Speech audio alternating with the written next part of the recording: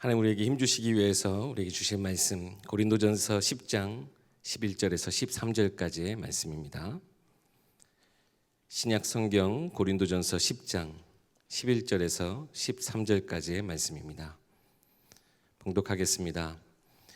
그들에게 일어난 이런 일은 본보기가 되고 또한 말세를 만난 우리를 깨우치기 위하여 기록되었느니라. 그런즉 손줄로 생각하는 자는 넘어질까 조심하라. 사람이 감당할 시험 밖에는 너희가 당한 것이 없나니 오직 하나님은 미쁘사 너희가 감당하지 못할 시험 당함을 허락하지 아니하시고 시험 당할 즈음에 또한 피할 길을 내사 너희로 능히 감당하게 하시느니라. 아멘. 좋으신 하나님이라는 제목으로 배장인 목사님 말씀 전해주시겠습니다. 네, 반갑습니다. 우리 영상으로 또 함께 온라인으로 예배하신 우리 예일교회 모든 성도님들, 또 유튜브로 교회 홈페이지에서 함께 보시는 분들, 또 줌으로 함께 예배하시는 모든 성도님들, 귀한 예배 시간을 통하여서 하나님 주시는 풍성한 은혜가 임할 수 있기를 간절히 소망합니다. 담임 목사님께서 이제 미국 갔다 오시고 그 자가격리 기간으로 계셔서 지금 목사님도 줌으로 함께 예배하시더라고요. 저희가 함께 하다 보니까 이제 이번 주까지 목사님이 자가격리 기간이셔서 제가 오늘 또 예배 말씀을 함께 섬깁니다. 한 가지 기도의 부탁을 조금 드리고 싶은 건 우리 코로나 사태로 인하여서 사실 제일 많은 어려움에 있는 우리 선교사님들의 현장을 두고 우리 예일교회 모든 성도님들이 함께 꼭 기도해 주셨으면 합니다.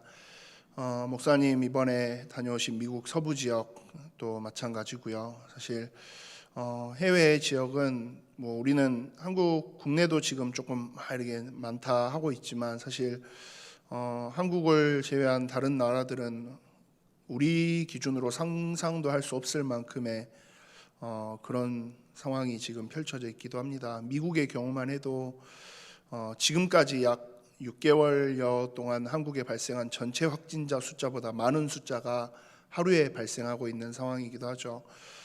그런 상황 속에서 우리 또 전국에 전 세계에 계신 우리 모든 선교사님들의 현장들이 또 사역들이 교회들이 많은 어려움과 위기 속에 있기도 합니다. 그 현장들을 위해서 함께 꼭 기도해 주시는 그런 우리 예일교회 모든 성도님들 꼭 되시기를 소망합니다. 이 코로나 사태가 계속 되고 있는 것 같습니다. 또 조금씩 잦아드는가 싶다가도 다시 확산되어지기도 하고 그런 어려움 가운데 계속 있는데요.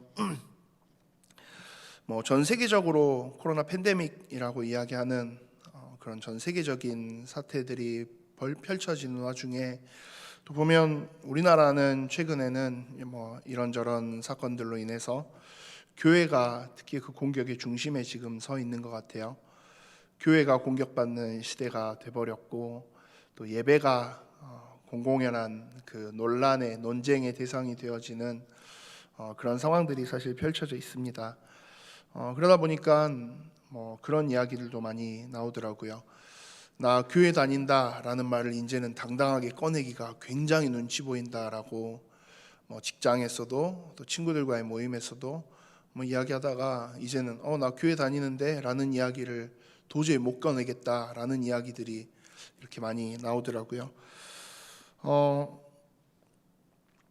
어떻게 보면 참 위기의 상황이죠. 근데 단순히 그냥 코로나 사태가 위기다의 차원보다 영적으로 봤을 때 진짜 위험한 위기가 우리에게 시작되지 않을까라는 생각들을 하게 됩니다. 지금도 위험한데 무엇이 진짜 위기입니까? 라고 했을 때 우리 앞에 있는 이 코로나 사태로 인한 그런 현실적인 어려움들로 인해서 자칫 진짜 중요한 영적인 것들을 우리가 놓치게 되는 데 있어서 무뎌질까? 그게 우리에게 있어서는 진짜 위기가 아닐까라는 생각을 합니다. 무조건 다 예배 나오십시오. 교회 와서 그래도 예배해야죠. 아니요. 그런 이야기, 그런 차원의 이야기가 아니고요.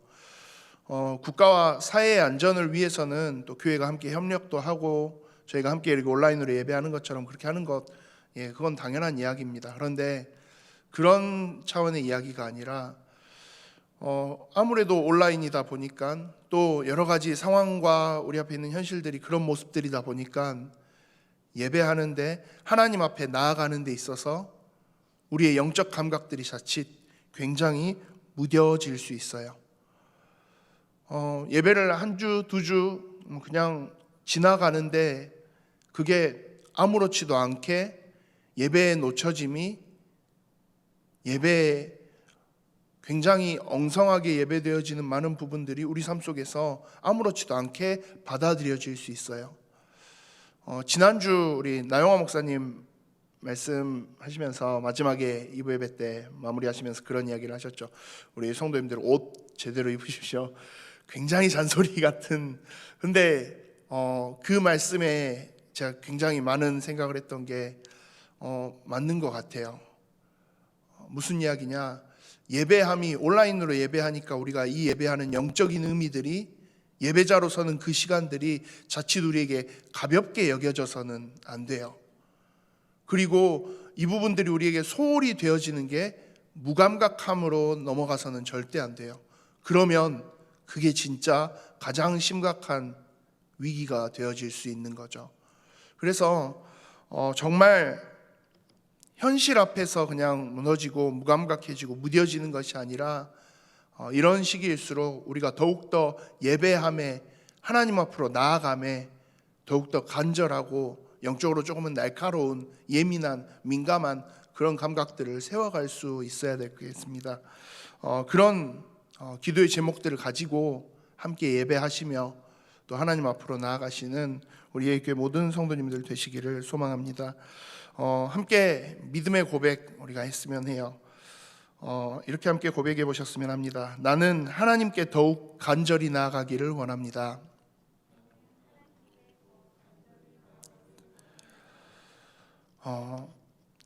한 2월 말부터죠. 이 코로나 사태가 이제 우리나라 본격적으로 시작되었던 게 2월 말부터 급격한 확산세를 보이면서 저희 예일교회도 한번 그때는 예배가 이렇게 온라인으로도 변경이 되면서 이렇게 좀 축소되기도 하고 그랬던 것 같아요.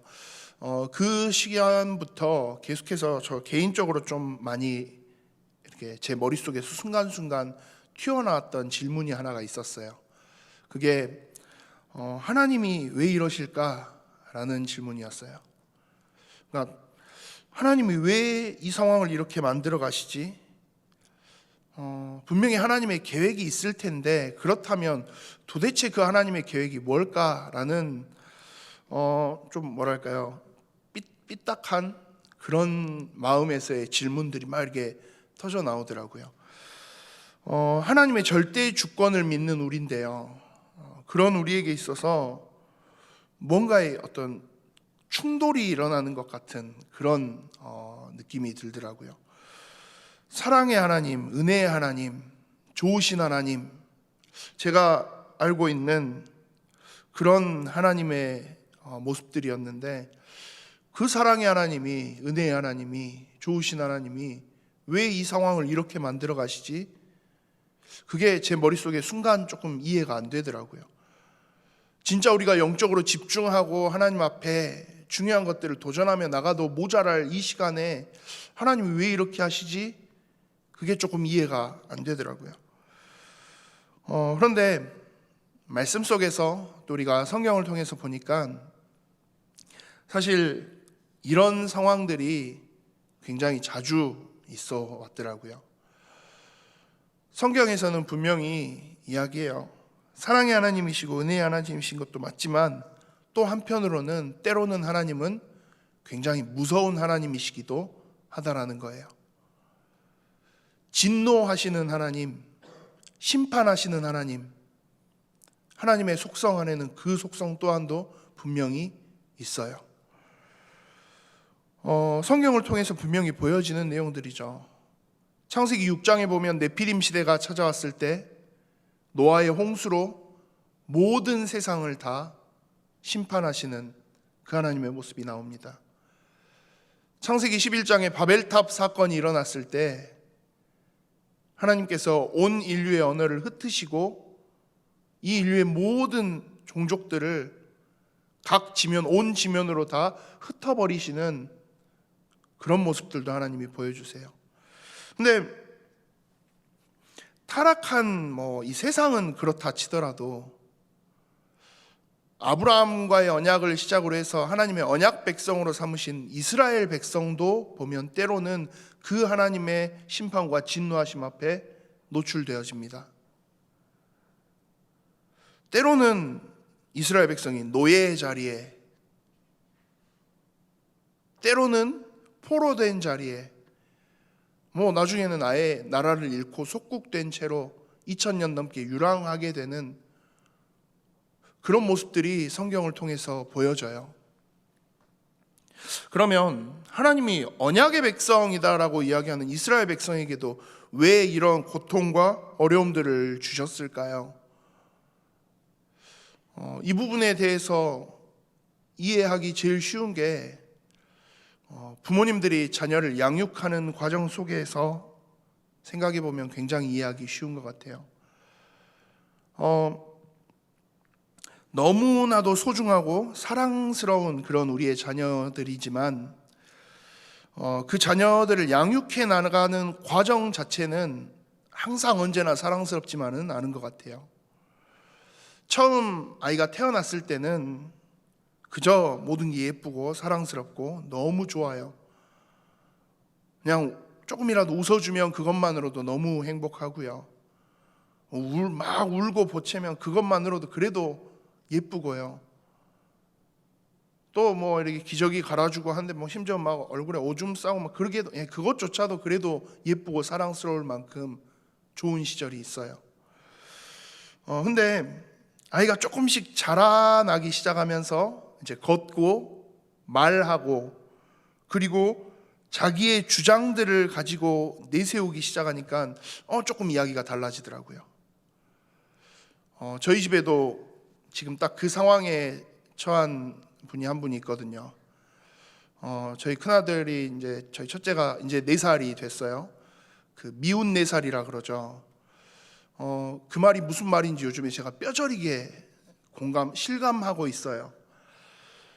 이제 진짜 컸죠. 이제 걷는 정도가 아니라 뛰어다니고요, 날아다니고요, 난리도 아닙니다. 어마어마한 에너지를 발산하면서 그렇게 있는데, 또 그 흥도 많아요. 저를 안 닮은 것 같은데, 되게 굉장히 이렇게 흥이 넘치고, 막 이렇게 자기가 신나고 좋아하고 재밌는 거 있으면 막 주체를 하지 못할 만큼의 에너지가 넘치는 그런 제 아들이에요. 그런데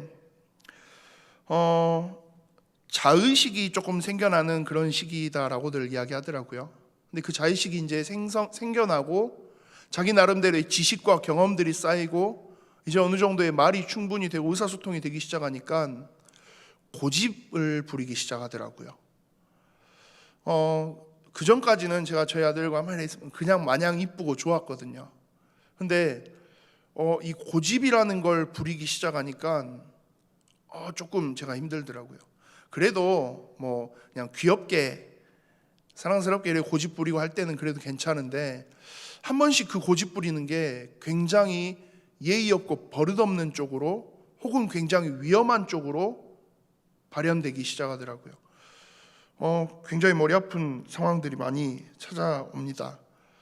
이게 여러 분들한테 교회에서도 그렇고 저희 가정에서도 그렇고 참 많은 분들에게 사랑받으면서 있다 보니까 조금 버릇없이 행동하는 게 있어요.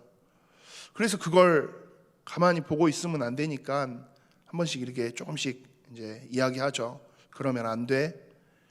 근데 예전에는 그러면 그러려니 했는데 요즘에는 그렇게 하면 아닌데 싫은데 이렇게 이야기들을 해요. 그래요. 그것까지는 그래도 어떻게 잘 타일러서 하겠는데 이번 주에는 저희 집에서 막 이렇게 놀다가 침대 위에서 막 이렇게 점프하고 뛰고 놀다가 침대 바로 옆에 이제 밖에 창문이 있는데 그 창틀 위에를 올라가려고 하더라고요. 근데 신나서 노는 건 좋은데 그 창틀 위에서 놀다가 자칫 바깥으로 떨어지면 다치잖아요. 위험하잖아요. 그래서 하지 마, 그러면 안 돼 라고 이야기를 하는데 전혀 제 말을 듣지 않아요. 그리고 오히려 그 약 올리듯이 그 위에 발을 올렸다 내렸다 올라가면 뭐 그렇게 하더라고요. 그래서 한 3번 4번 이야기도 안 되니까 이제 제가 소리가 좀 커졌죠. 근데 제 그 큰 소리에 꿈쩍도 하지 않더라고요. 그리고는 결국은 그 창틀 위에 올라가서 춤추고 막 저를 보면서 그렇게 해요. 어떻게 해야 됩니까? 창틀 위에 아예 올라서 버리니까 안 되잖아요. 바로 달려가서 이제 잡고 내려와서 제가 이렇게 혼을 냈어요. 근데 그렇게 해도 계속 아니라고, 나 올라갈 거라고 계속 화내고 아빠 가 싫어 막 난리를 쳐요. 그래서 도저히 안 돼서 엉덩이를 한 대를 탁 쳤어요. 근데 예전 같으면 그렇게 하면 이제 이렇게 딱 수그러들 건데 아예 딱 그날 눈에 딱 그 도끼가 서리면서 저를 이렇게 째려보더라고요. 저도 이제 제 감정을 주체를 못하고 이제 엉덩이에서 위로 올라가서 등을 한 대를 더 쳤어요. 그러고 나니까는 아프잖아요. 억울하고 서러워서 막 소리 지르면서 엄마한테 찾아가서 이제 이야기하더라고요. 아빠가 때렸다 이거죠. 근데 왜 때렸는지 엄마가 물어보고 상황이 뭔지를 듣고 나니까 어때요? 아니네, 이건 네가 잘못한 거야. 이건 혼나야 돼 라고 이야기하니까 어떻게 됩니까? 떼굴떼굴 구르고 대성통곡을 하더라고요. 믿었던 엄마까지도 내 편을 들어주지 않는다. 그러면서 완전 삐지고 화난 채로 난리를 치더라고요. 아이의 입장에선 그거죠. 내가 이렇게 신나게 재밌게 놀고 있는데 나의 이 흥을, 나의 이 신남을, 나의 이 즐거움을 왜 방해하는 거냐 이거죠. 어떻게 보면 어린아이니까요, 아직 그 위험성에 대한 부분을 충분히 인지하지 못하고 있는 거죠. 그러니까 그냥 자기 하고 싶은 대로 계속 가는 거예요. 근데 아이가 그렇게 하고 싶다 그래서 그대로 내버려 둬야 될까요? 창틀 위에서 점프하면서 그래 너 기분 좋으니까 마음껏 놀아봐라, 그렇게 하는 게 부모의 올바른 자세일까요? 아니겠죠. 위험에 노출되어 있을 때는 그 아이를 조금 따끔하게 훈육해서라도 붙잡아 둘 수 있어야 돼요. 왜요? 그게 이 아이가 안전하게 자랄 수 있는 길이니까요. 큰 사고와 위험에 노출되지 않도록 하는 것, 그걸 위해서라면 때로는 조금은 혼내기도 하고 훈계하기도 해야 되는 게 부모님들의 상황이죠. 근데 그걸 알지 못하는 아이의 입장에서는 사실 억울해요. 화가 나요. 왜 내 마음은 몰라주고 왜 내 상황은 몰라주고 나를 혼내기만 하는 건지. 근데 그걸 이해하려면 조금 시간이 많이 지나가야 되겠죠. 아이의 입장에서는 못하게 하고 혼내고 때로는 때리기까지 하는 이 부모가 정말 원망스럽고 우리 엄마 아빠는 날 사랑하지 않아 라고 여길 수도 있겠지만, 사실 진짜 그 이면엔 뭐가 있습니까? 진짜 이 아이를 사랑하기 때문에 그러는 거죠. 이 아이가 더 큰 위험에 노출되지 않도록 만들기 위해서, 이 아이가 조금 더 나은 길로, 올바른 길로 인생의 길을 걸어갈 수 있도록 만들기 위해서 부모의 입장에서는 그렇게 함께하는 거죠. 하나님께서도 마찬가지죠. 왜 이스라엘 백성이 노예됐습니까? 하나님의 언약이 희미해졌기 때문이에요. 왜 이스라엘 백성이 포로가 되었습니까? 우상 숭배하는 그 자리에 이스라엘 백성들이 서기 시작했으니까요. 왜 속국되었습니까? 복음이 아닌 세상의 것에, 세상의 가치에 더 집중하기 시작했으니까요. 아니, 언약 희미해지고 우상 좀 섬기고 세상 앞에 서는 거, 그것 좀 하는 거, 그게 뭐가 어떻다고 그러십니까? 아니죠. 언약이 희미하고 우상 숭배하며 세상의 것 앞에 서는 그 길의 끝은 어디로 가죠? 멸망의 길인데요. 언약의 백성인 이스라엘 백성일지라도 이 언약이 단절되고 끊어진 채로 세상의 흐름 속에서 세대가 거듭해 가면 그 세대는 하나님의 은혜와는, 언약과는 전혀 상관없는 세대가 되어버리는데요. 세상과 똑같이 멸망의 길로 그대로 가며 멸망할 수밖에 없는 그런 존재가 되어버리는데요. 언약의 백성을 그대로 두시는 게 맞을까요? 하나님 입장에서는 아닌 거죠. 막아야 되는 거예요. 차단해야 되는 거예요. 이 위험을 더 이상 이 위험의 길로 가지 않도록 막아야 하는 거죠. 그래서 하나님이 진노와 심판의 모습으로 때로는 이스라엘 백성들을 혼내고 계시는 거죠. 그리고 그 이야기들을 우리에게 본보기로 보여주고 계십니다. 오늘 본문인 고린도전서 10장 6절 보면 그렇게 되어 있어요. 이러한 일은 우리의 본보기가 되어 우리로 하여금 그들이 악을 즐겨한 것 같이 즐겨하는 자가 되지 않게 하려 함이니 본보기가 되도록 한다. 그 말은 뭐예요? 이들의 모습을 보면서 우리가 우리는 이렇게 하면 안 되는구나, 이거 굉장히 위험한 거구나 알리기 위함이라는 거죠. 그래서 당장 우리의 상황과 현실만으로는 쉽게 이해되지 않을지 모르겠지만 분명한 사실 한 가지는 무섭게 혼내시고 우리 앞에 어려움과 위기를 주시는 그 하나님, 사실은 우리를 너무나도 사랑하시기 때문에 우리를 지키고 보호하기 위해 일하시는 하나님이시라는 사실입니다. 세상의 길은 결국 멸망의 길인데 그걸 모르고 우리가 계속 가다가는 세상과 똑같이 멸망의 자리에 설 걸 하나님은 아시니까요. 그래서 좋으신 하나님이 때로는 그 무서운 모습으로 우리를 가로막으시는 거죠. 오늘 본문의 11절은 그래서 이렇게 말하고 있습니다. 그들에게 일어난 이런 일은 본보기가 되고 또한 말세를 만난 우리를 깨우치기 위하여 기록되었느니라. 하나님이 우리에게 고난과 고통과 어려움과 위기를 주시는 이유, 우리를 깨우치게 하기 위해서요. 본보기를 보고 우리가 깨우치기를 원하시는 거죠. 그렇게 조금 위험한 상황들을 이제는 구분할 수 있게 되고 깨우치고 이거 위험한 거구나, 그렇게 이제 알아가면서 조금씩 우리가 성장해 나가죠. 근데 이 성장이 조금 되다 보면 또 그 다음 시기가, 다른 시기가 찾아오는 것 같아요. 이제는 내가 다 컸다라고 자신하는 시기가 찾아오는 거죠. 흔히 이제 사춘기라고 이야기하는 그런 시기들이 아이들에게 찾아오죠. 그때가 되면 보통은 어떻습니까? 더 이상 어린아이다라고 이야기하는 그 이야기가 듣기 싫어져요. 그리고 나 혼자, 나도 얼마든지 다 할 수 있어 라는 그 자신감으로 조금 채워지는 그런 시기가 찾아오는 것 같아요. 그리고 그 시기가 되면 부모가 이야기하는 양육의 모든 것들을 잔소리로, 간섭으로 받아들이기 시작해요. 제 어린 시절을 생각해 보면 그런 것 같더라고요. 저희 어머니 아버지가 저한테 굉장히 많은 잔소리들을, 굉장히 무시무시한 훈육들을 많이 하셨어요. 그때는 그게 너무 싫었었거든요. 우리 엄마 아빠는 왜 이렇게 엄하지? 우리 엄마 아빠는 왜 이렇게 무섭지? 근데 이제 조금 커서 제가 최근에 저희 아들을 보면서 제가 요즘에 그런 생각을 해요. 왜 우리 엄마 아빠가 나에게 어렸을 때 그렇게 무지막지하게 하셨을까? 그렇게 무지막지하게 하지 않으면 제가 통제가 되지 않았던 아이였던 것 같아요.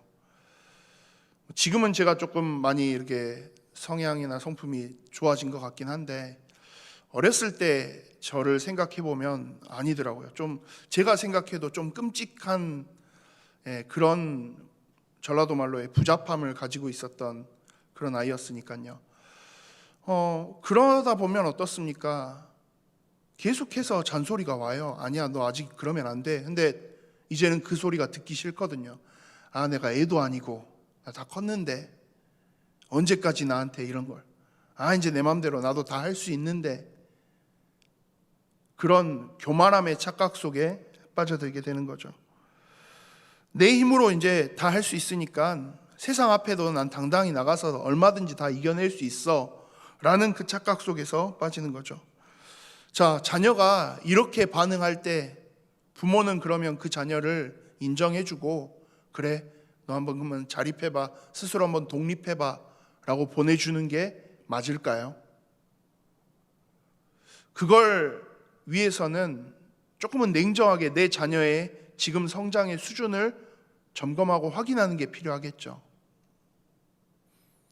아무것도 준비되어 있지 않은 아이가 나 혼자 독립할래요. 그 아이를 그대로 내버려 두면요, 알아서 그러면 잘 살아남을 수 있을까요? 아니요. 삶의 규모도 기본적인 소양도 아무것도 준비되어 있지 않다면 그 아이는 혼자 나가는 건 너무나도 위험한 이야기예요. 세상의 흐름에 휩쓸리다 못해, 완전히 물들다 못해 그대로 그냥 폭 빠져서 망할 수밖에 없는 그런 인생이 돼버릴 텐데요.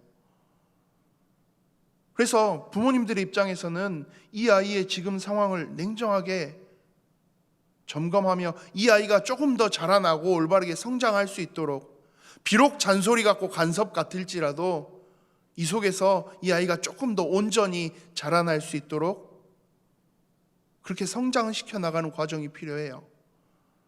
학교라는 시스템이 어떻게 보면 그런 역할들을 하는 거니까요.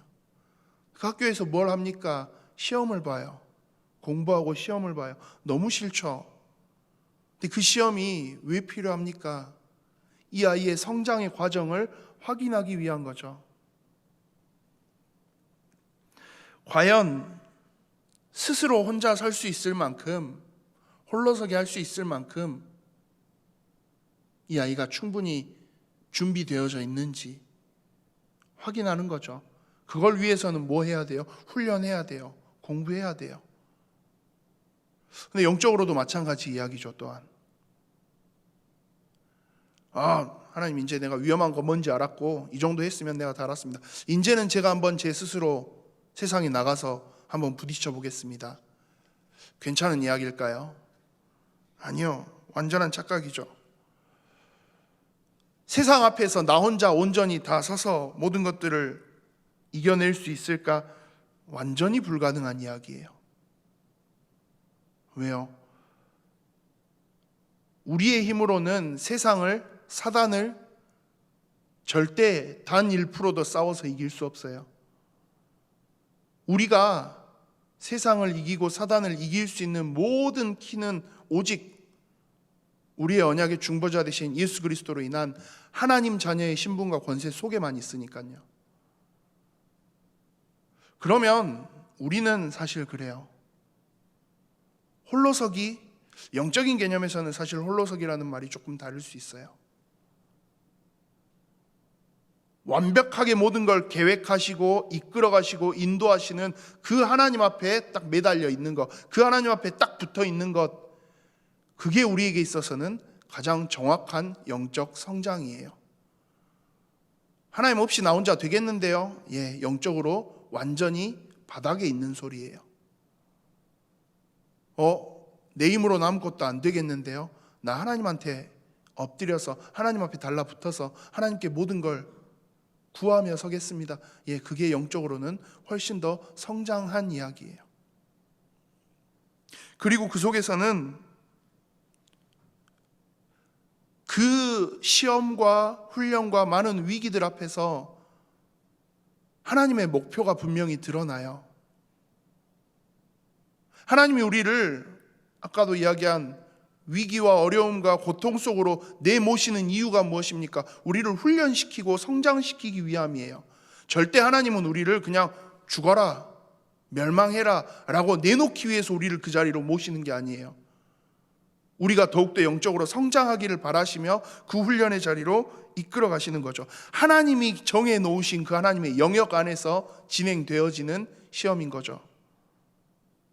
그래서 오늘 12절 13절에서 이렇게 이야기합니다. 그런즉 선줄로 생각하는 자는 넘어질까 조심하라. 나 혼자서 일어섰는데요, 나 이제 잘 갈 수 있는데요. 아니요, 하나님의 손을 놓치는 순간 세상은 모든 것들을 동원해서 우리를 바로 흔들어 넘어뜨리려 할 겁니다. 그리고 그 세상의 공격에 넘어지면 세상에 물들고 빠진 채로 헤어나올 수 없게 되는 거죠. 그래서 우리는 뭐 해야 돼요? 하나님 앞으로 언제나 나아가야 돼요. 하나님의 손을 붙잡고 우리가 갈 수 있어야 돼요. 하나님이 원하시는 이 시험과 어려움과 고통을 통해서 하나님이 원하시는 그림은 무엇입니까? 하나님이 원하시는 성장의 모습은 무엇입니까? 하나님 위험해요. 나 하나님 손 붙잡고 갈 거예요. 나 하나님께로 나아올 거예요. 그게 하나님이 원하시는 그림인 거죠. 그래서 13절 이렇게 고백합니다. 사람이 감당할 시험 밖에는 너희가 당한 것이 없나니. 애초에 하나님은 우리가 감당하지 못할 시험 당함은 허락하지 않으세요. 내 자녀의 성장이, 우리의 영적 성장이 목표일 뿐이지 죽음과 멸망이 하나님의 목표는 아니니까요. 그러면서 오직 하나님은 미쁘사 너희가 감당하지 못할 시험 당함을 허락하지 아니하시고 시험 당할 즈음에 또한 피할 길을 내사 너희로 능히 감당하게 하시느니라. 시험과 훈련의 이 모든 과정이 결국은 다 하나님의 절대 주권 안에서, 하나님의 영역 안에서 움직인다는 거죠. 근데 육신의 부모와 하나님의 그 양육의 방법에 있어서 여기서 조금 차이가 하나 발생하는 것 같아요. 그게 뭡니까? 육신의 부모는 결국 언젠가는 이 자녀가 스스로 자립하고 독립할 수 있도록 만드는데 양육의 목표가 있어요. 왜요? 우리가 내 자녀와 평생 영원히 함께 할 수 없거든요. 언젠가는 내가 내 자녀보다 먼저 이 세상을 떠나야 되는 그 순간이 와요. 그런데 내 자녀가 오직 부모만 바라보면서, 부모만 의지하면서 그렇게 계속 살아가 버리면 어느 순간 부모가 먼저 떠나는 그 시간표가 왔을 때 그 자녀는 아무것도 할 줄 모르는 무능한 존재가 돼요. 그러니까 우리 육신의 부모들의 양육은 그렇습니다. 일정 나이가 되고 나면 이제는 스스로 독립할 수 있도록 그 능력을 갖추고 그 실력을 갖추도록, 너 혼자 홀로서기 할 수 있도록 만드는 데 목표를 둬요. 그런데 하나님은요? 아니요, 하나님은 그 개념이 아니에요. 왜요? 전능하시고 완전하신 하나님이 세상의 모든 걸 완벽하게 하나님의 통제와 주권 속에서 운행해 가시는 하나님이시거든요. 근데 그 하나님이 심지어 시간적인 개념에서 영원히 우리와 함께 하세요. 하나님이 언젠간 우리를 떠나시는 분이 아니에요. 하나님이 언젠가 우리를 떠나시는 분이라면 하나님도 우리에게 그렇게 이야기하실 거예요. 야, 너 혼자 스스로 한번 살아남아 봐. 너 혼자 설 수 있는 힘을 가져봐. 근데 아니요, 하나님은 영원히 우리와 함께 하시는데요. 하나님 입장에서 너 혼자 스스로 살아남아봐 라고 이야기하실 이유가 하나도 없는 거죠. 왜요? 우리는 불완전한데요. 우리의 힘으로 능력으로는 세상을 조금도 이길 수 없는데요. 그래서 하나님은 가장 완벽하고 완전한 보호와 인도를 위해서 우리에게 약속하시는 거예요. 내가 세상 끝날까지 너희와 함께 할 거야. 그러니까 너는 문제가 있으면, 위기가 있으면, 어려움이 있으면 그냥 나에게로 오기만 하면 돼. 내가 너와 함께하는 그 손 붙잡고 가기만 하면 돼. 하나님 그렇게 이야기하시는 거죠. 오늘 마사모님 특송해 주신 그 찬송의 찬양의 가사가 딱 그랬던 것 같아요. 하나님 우리와 함께 하시니까요. 그 사실을 우리가 기억하고 가면 돼요. 아, 힘든데요. 힘내시면 돼요. 힘이 안 나는데요. 하나님의 손 붙잡고 가시면 돼요. 하나님이 나와 함께 하시고 영원히 나를 지키고 인도하고 가신다라는 그 사실 기억하면서 하나님 앞으로 우리는 계속 나아가기만 하면 돼요.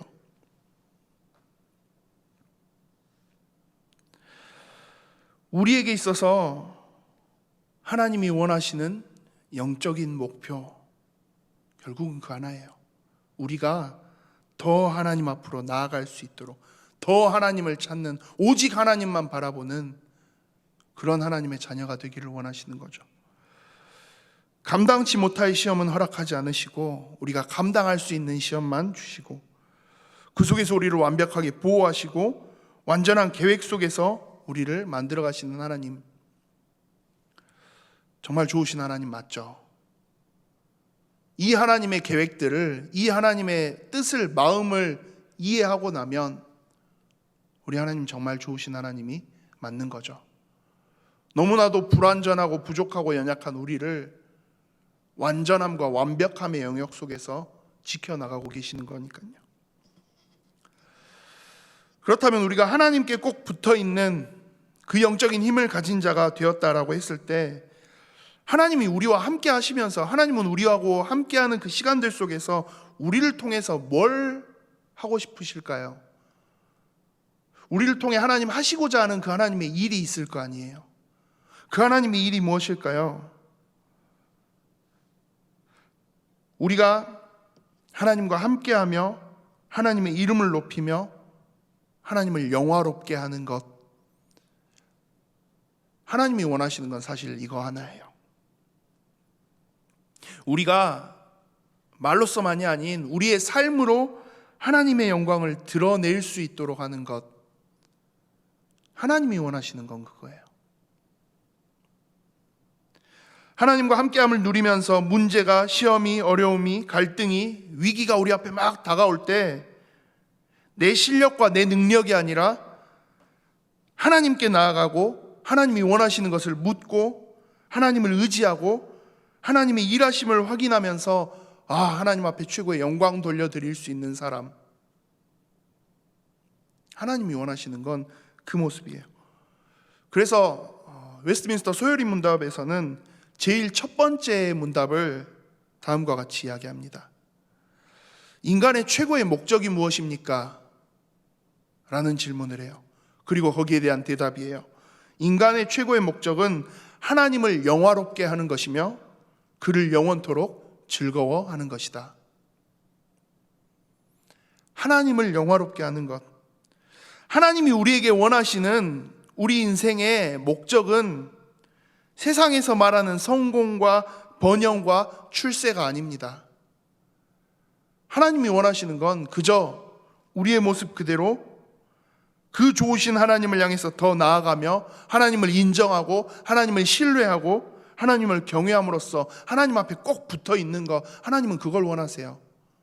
그걸 통해서 그 부족하고 연약한 우리를 통해서 그 전능하신 하나님의 역사하심이, 능력이 현장에 보여지게 되면 하나님 최고의 영광 받으실 수 있거든요. 그걸로 하나님 최고의 영광 받으시거든요. 우리의 삶의 모든 영역을 통해서 좋으신 나의 하나님이 드러나고 증거되어질 수 있도록 하나님께 집중하는 것, 하나님이 원하시는 건 딱 그거 하나예요. 야, 이거 잘해야지, 똑바로 해야지, 대단한 거, 훌륭한 걸 해야지. 아니요, 하나님이 원하시는 건 그런 방향이 아니에요. 못하면 못하는 대로, 잘 안 되면 잘 안 되는 대로, 보잘것없는 작은 모습일지라도 우리의 모습 그대로 그냥 하나님을 향해서, 하나님을 위해서, 하나님과 함께 그렇게 그냥 살아가면 돼요. 이렇게 사는 게 무슨 의미가? 아니요. 우리의 그 작고 연약한 모습조차도 그대로 그냥 하나님 앞에 나아가서 그렇게 살아가면요. 그리고 하나님이 원하시는 것들을 물어가면서 하나님의 뜻이 무엇인지를 우리의 삶의 작은 영역에서 그냥 그렇게 살아가기만 해도요, 하나님이 원하시는 건 사실 그거예요.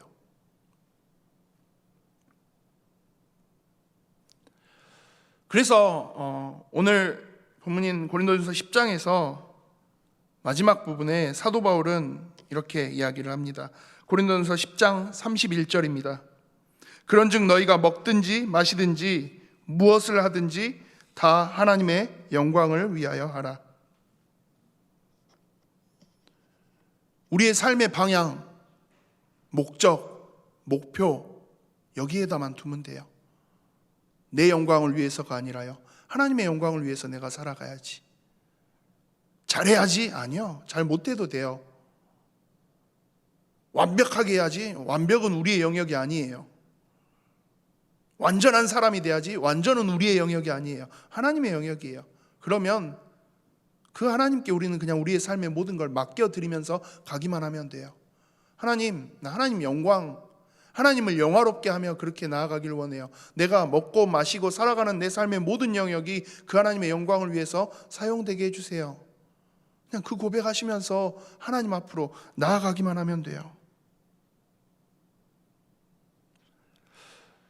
말씀을 정리합니다. 우리 삶의 모든 영역을 좋으신 하나님의 영광을 위해서 우리가 살아간다면 그때 우리의 삶을 통해서 우리의 현장에 하나님의 영광이 드러나기 시작할 때, 그때 비로소 하나님이 주신 은혜의 복음이 힘있게 현장에 드러나기 시작할 거예요.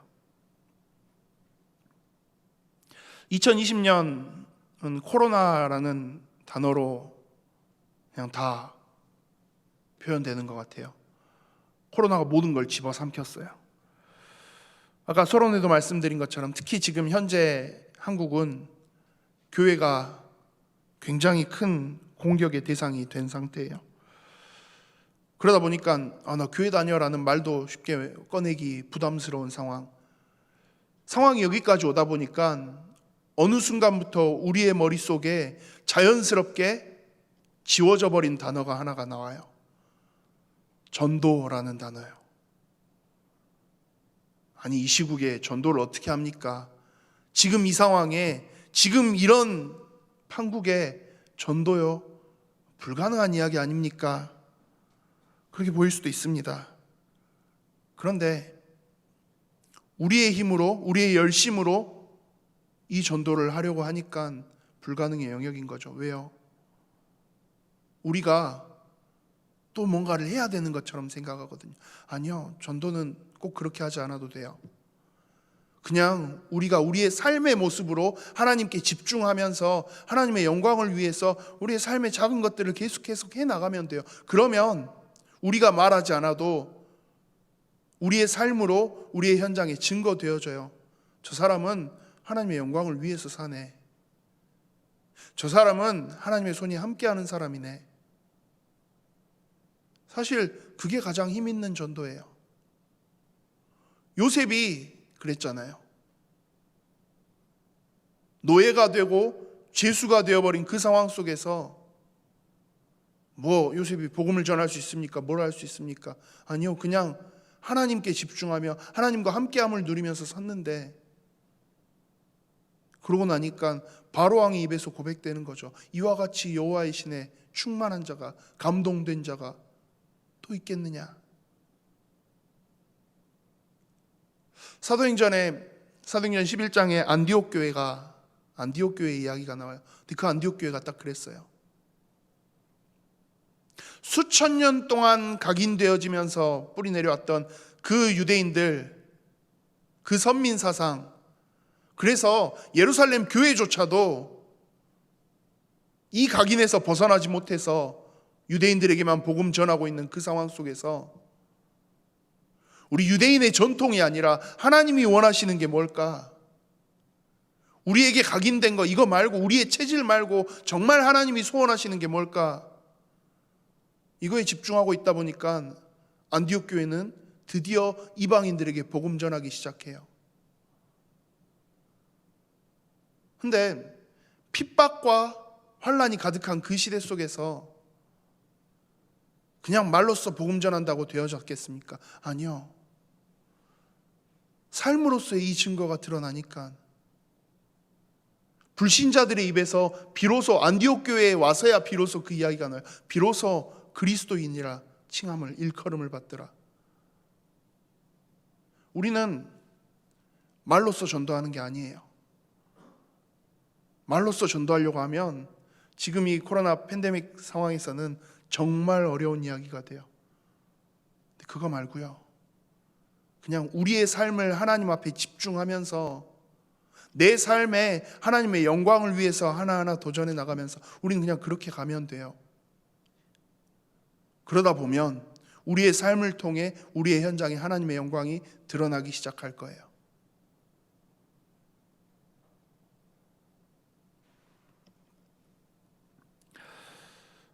함께 예배하는 우리 예일의 모든 성도님들, 우리가 처해 있는 지금의 상황 속에서 좋으신 하나님의 절대 주권이 있음을 고백하셨으면 합니다. 그리고 그냥 우리의 삶을, 나의 삶을 돌아봤으면 해요. 나는 지금 하나님 앞으로 나아가고 있는지, 나는 지금 하나님 앞에 나아가는 그 시간들을 위해서 얼마나 우선순위를 정하고 가고 있는지,